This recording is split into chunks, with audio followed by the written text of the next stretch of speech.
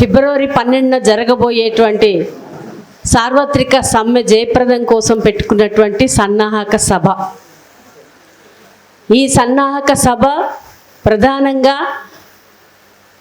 44 కార్మిక చట్టాలని 4 లేబర్ కోడ్స్గా మార్చి ఆ 4 లేబర్ కోడ్లు కూడా కార్మికులకు ఏ కోశాన కూడా న్యాయం చెయ్యని, హక్కును అడగని పరిస్థితిని తీసుకొచ్చింది.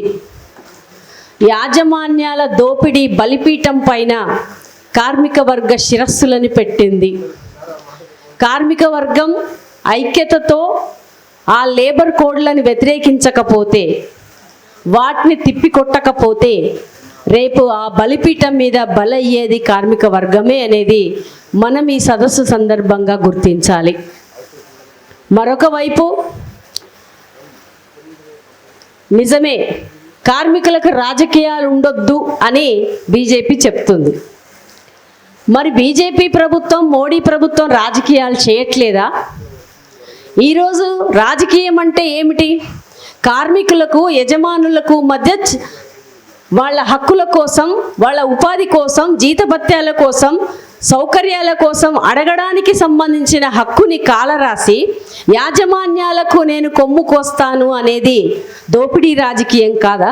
ఆ దోపిడీ రాజకీయానికి బీజేపీ పూర్తిగా సంపూర్ణంగా వాళ్ళకు ఆమోదిస్తూ వాళ్ళకు కావాల్సిన చట్టాల సవరణ చేపట్టలేదా? కార్మిక వర్గం ఈరోజు భారత రాజ్యాంగం ఏర్పడక ముందే కార్మికులు పోరాడి సాధించుకున్న హక్కు యూనియన్ ఏర్పరచుకునే హక్కు. 1926లోనే ఏర్పరచుకున్న హక్కు.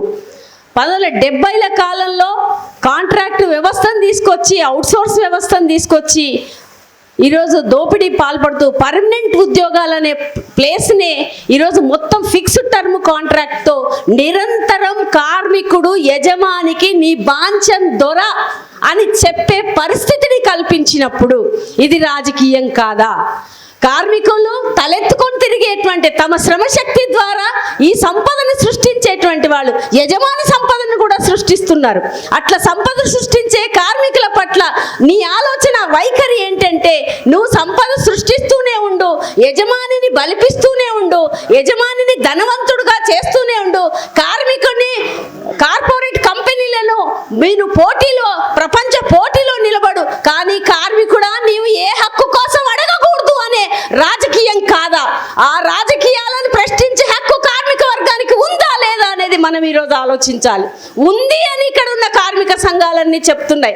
పోరాటం ద్వారా హక్కుల్ని ఏవైతే రాజ్యాంగబద్ధంగా సాధించుకున్నామో అదే పోరాటం ద్వారా ఈరోజు లేబర్ కోడ్లకు ఉరి వేయాల్సిన అవసరం ఉంది.